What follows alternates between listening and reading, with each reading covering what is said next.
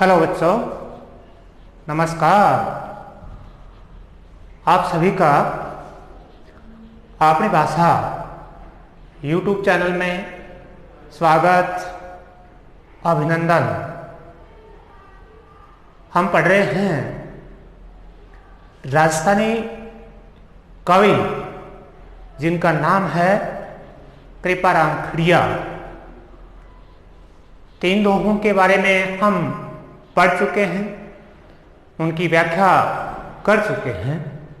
अब हम आगे बढ़ते हैं, अगले दोहों की व्याख्या भी पढ़ेंगे और उनका अर्थ भी समझेंगे और उनका भाव भी समझेंगे। तो अगला दोहा नंबर 4, मतलबरी मनवार चुपकई लावे चूरमो, बिन मतलब मनवार राब न पावई राजिया। मतलब स्वार्थ।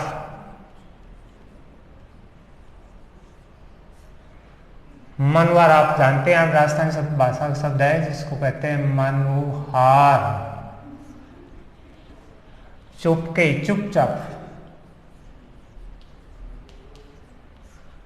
लावे मन लाता है। चूरमो, राजस्थान के आप रहने वाले हैं इसलिए आप सभी जानते हैं कि चूरमा कैसे बनता है। ज़्यादा मैं व्याख्या नहीं करूँगा।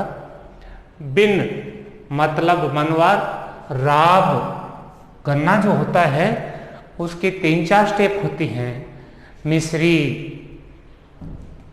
शुगर, चीनी, गुड़ और राब, जिसे हम अंतिम स्टेज कह सकते हैं।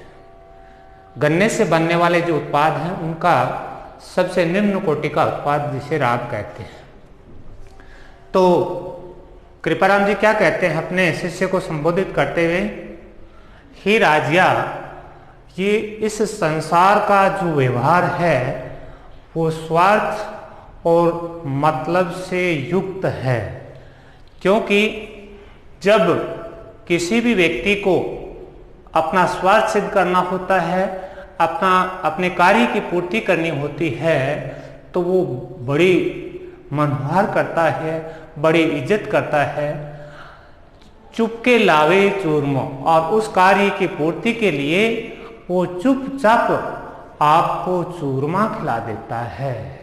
यानी चूरमे का मतलब यहाँ ये है, वो आपको किसी भी प्रकार की मिठाई जो आप पसंद करते हैं वो चुपचाप लाकर आपको खिलाने की कोशिश करता है। बिन मतलब मनवा राब न पावे पाव्या। जब वही व्यक्ति अपना कार्य साध लेता है, अपने स्वार्थ को पूर्ण कर लेता है, तो वही व्यक्ति राब, जो गन्ने का सबसे निम्न उत्पाद होता है, वो तक नहीं लाता।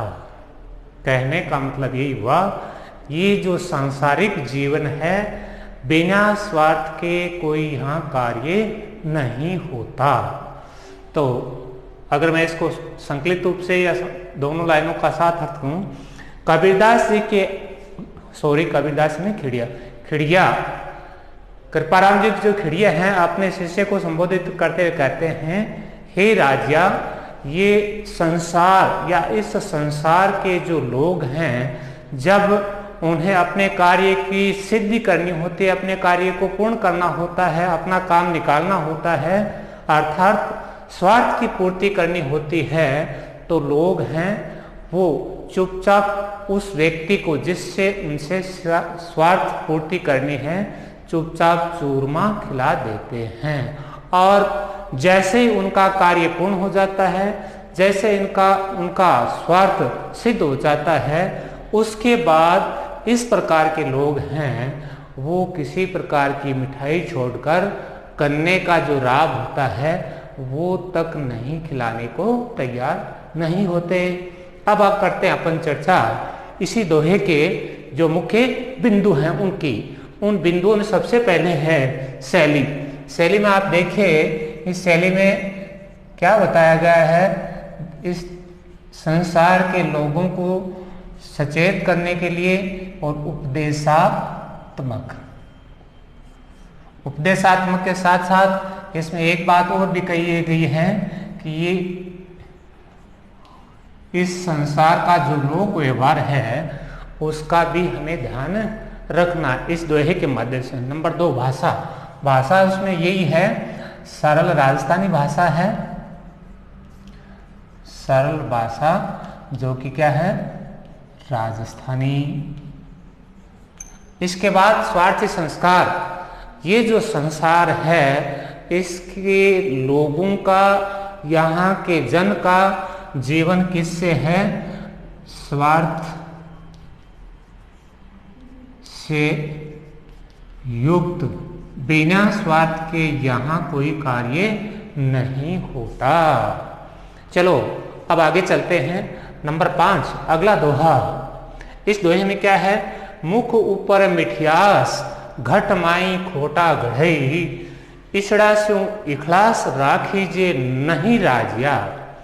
यहाँ इस संसार के लोगों को पहचानने की चेतावनी दी गई है कृपाराम जी के द्वारा, जो अपने शिष्य राजिया को संबोधन करते हुए कहते हैं, मुख ऊपर मिठियास, मीठी मीठी बातें,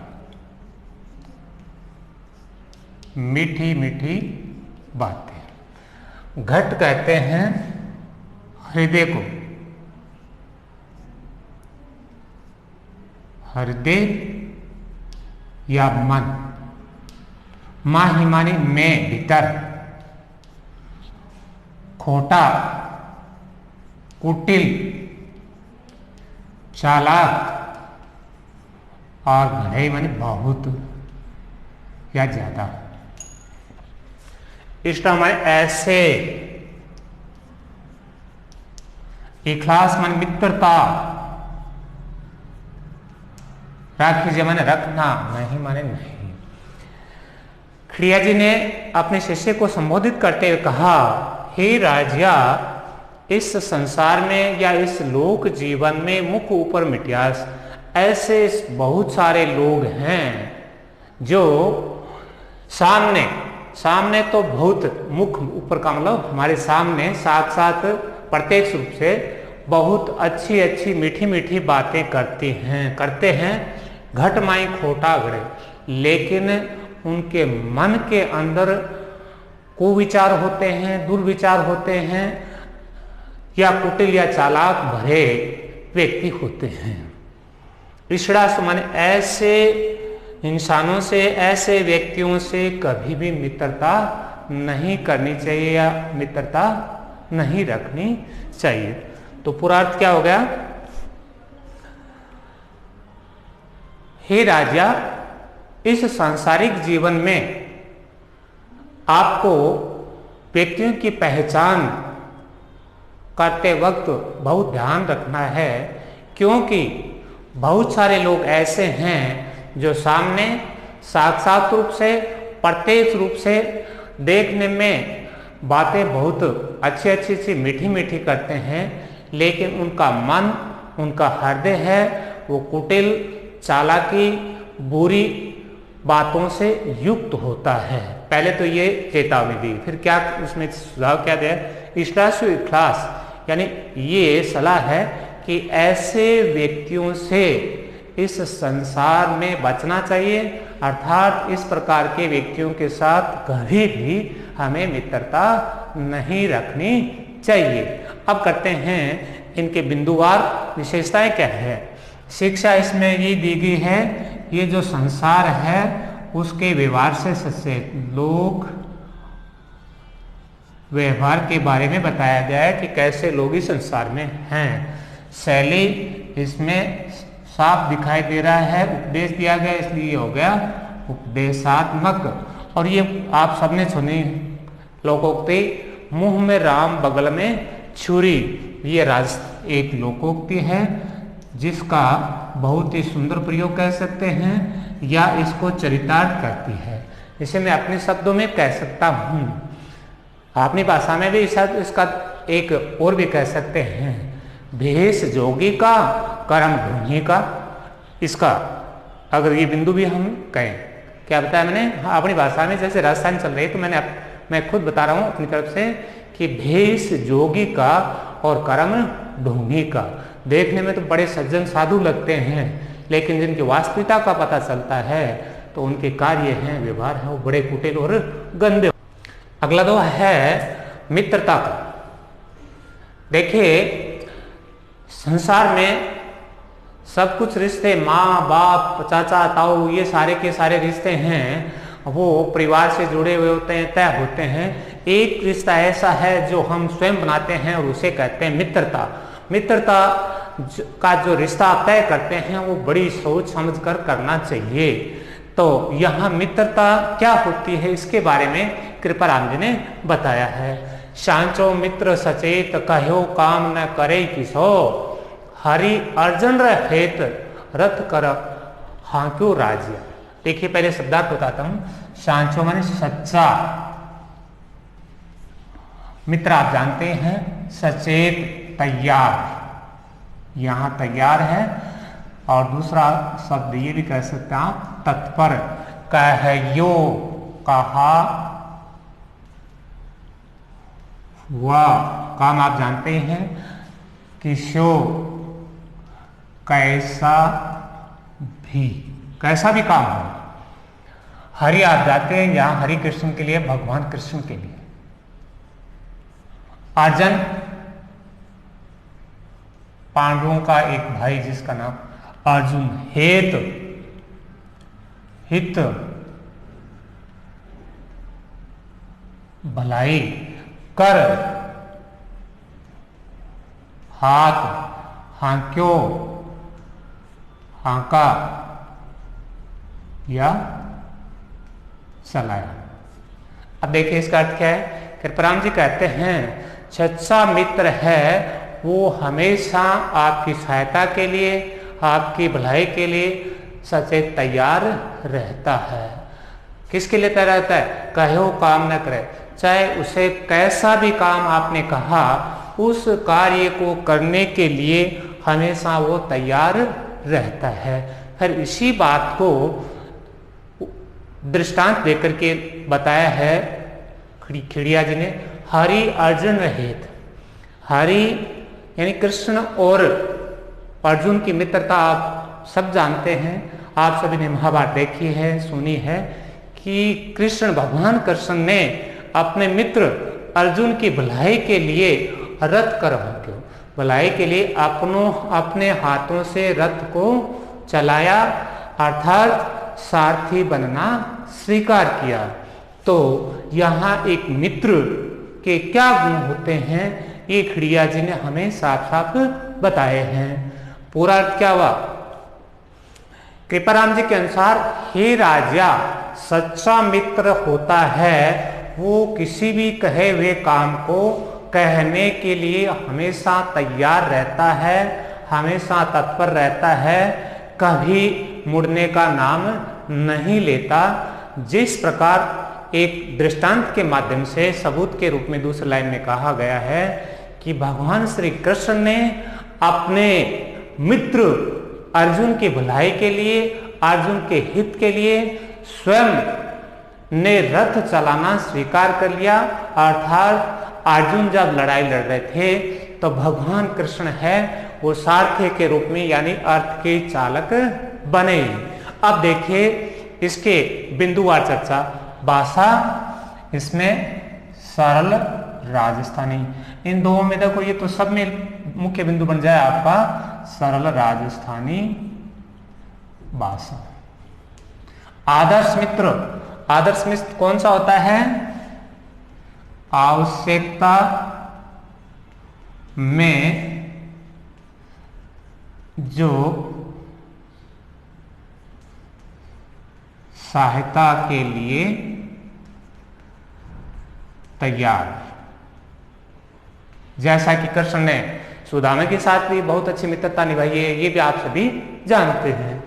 अलंकार, इसमें अलंकार देखिए स कई बार आया, कह कई बार आया, तो अनुप्रास अलंकार तो आप साफ दिखाई देख रहे हैं आप सभी।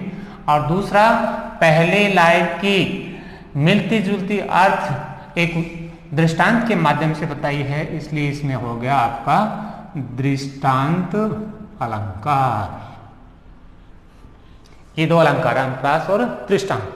अब आते हैं अगले में, हीमत कीमत होय बिन हीमत कीमत नहीं, करे न आदर कोई रद्द कागज यूं राजिया। यहां हिम्मत का अर्थ है साहस,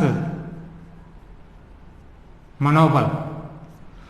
कीमत सम्मान या इज्जत, होय माने होती है, फिर लगभग ये शब्द रिपीट हुआ है। करे ना आदर को, रद्द कहते हैं रद्दी को।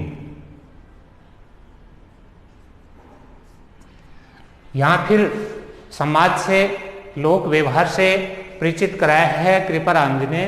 कृपाराम जी कहते हैं, हे राजा, इस संसार में, इस समाज में जो लोग साहसी हैं, हिम्मत वाले हैं, उनका ही सम्मान होता है, बिन हिम्मत कीमत नहीं। जो लोग साहसहीन हैं, जिनके पास अपना पराक्रम दिखाने का साहस नहीं, अपना बल दिखाने का साहस नहीं है, कीमत नहीं, उन लोगों का इस संसार में, इस समाज में कोई सम्मान या इज्जत नहीं दी जाती। करे ना आदर को, ये मैं सामने बता दिया कि ऐसे लोगों का सम्मान या आदर नहीं किया जाता। रद्द कागज ज्यों राजिया, फिर बताया है कि जो साहसहीन हैं, जो डरपोक हैं, उन लोगों की स्थिति उस रद्दी के कागज की तरह है, जिसे काम निकालने के बाद फेंक दिया जाता है। तो पूरा अर्थ क्या हुआ, दोबारा देखिए। हे राजा, इस सांसारिक जीवन में, इस संसार में उन लोगों का सम्मान होता है जो साहस से युक्त हैं, हर परिस्थिति का सामना करने के लिए साहस रखते हैं। जिन लोगों में साहस नहीं है, डरपोक हैं, उनका इस संसार में, इस सामाजिक जीवन में कोई महत्व नहीं या उन्हें सम्मान नहीं मिलता। डरने वाले व्यक्तियों का साहसहीन व्यक्तियों की तुलना कृपाराम जी ने उस कागज की तरह की है, जो खराब होने के बाद, बेकार होने के बाद रद्दी समझकर फेंक दिया जाता है। अब इसके बिंदु हैं भाषा। इसमें देखो राजस्थानी भाषा तो है, लेकिन इसके साथ साथ ये जो शब्द हैं हिम्मत, कीमत, ये आपके उर्दू के हैं। ये थोड़ा सा इसमें अलग बिंदु है, ये शब्द उर्दू के, ये आपको ध्यान रखना है। भाषा तो राजस्थानी है, लेकिन इस राजस्थानी भाषा में हिम्मत, कीमत, ये शब्द जो उर्दू के हैं वो भी काम में लिया गया है। चुनौतियां, चुनौतियों का सामना कौन करेगा? जो साहसी होंगे, अर्थात जीवन को सफल या सफल वही लोग जी सकेंगे इस संसार में, या वही लोग सम्मान प्राप्त कर सकेंगे जिनके पास साहस है। अलंकार, इसमें अलंकार देखिए मैं काफी बार आया है, तो अनुप्रास अलंकार तो आपको साफ दिखाई दिया है, और भी अक्षर या वर्ण आपको मिल जाएंगे जिनकी पुनरावृत्ति एक से अधिक बार हुई है। इसके बाद ये उदाहरण अलंकार है। दूसरी लाइन में उदाहरण देकर रद्दी से तुलना कर दी किसकी? साहसीन व्यक्तियों की। अब देखिए ऊपर वाले में दृष्टांत था, नीचे वाले में उदाहरण। अंतर क्या होता है कि उदाहरण अलंकार होता है, उसमें कुछ बिंदु होते हैं, जो जैसे जिमी, और यदि ये नहीं है तो दृष्टांत है। दोनों में कोई ज्यादा अंतर नहीं है, थोड़ा सा ही है। इसमें कुछ शब्द हैं जो, जिमी, जैसे, और ऊपर वाले में सीधा ये नहीं मिलेंगे, तो वहां तो ज्यादा दृष्टांत जिसमें ये शब्द नहीं होते पहचान वाले, और पहचान वाले शब्द होते हैं जो, जिमी, जैसे, तो वहां हो जाता है आपका उदाहरण अलंकार। इस प्रकार आपकी जो अन्य हिंदी की पहली पुस्तक है, मुख्य पुस्तक सृजन, उसका पहला पाठ के तीनों कबीर, तुलसीदास और कृपाराम, तीनों के जो दोहे हैं साथ साथ, वो पूरे के पूरे हमने पढ़ लिए हैं, सबकी व्याख्या कर लिए हैं, सबके विशेष बिंदुओं के बारे में मैंने आपको बता दिया है। अब आपका पाठ पूर्ण समाप्ति की ओर पूर्ण होता है, तो आपको अपने पाठ के जो व्याख्यात्मक हैं और निबंधात्मक यदि कोई प्रश्न है तो उनको छोड़ते हुए बाकी प्रश्न हैं आप अपने नोटबुक में करें। ये आपके लिए गृह कार्य है, और इस पाठ के पूर्ण होने पर, समापन होने पर आप सभी को बहुत बहुत धन्यवाद।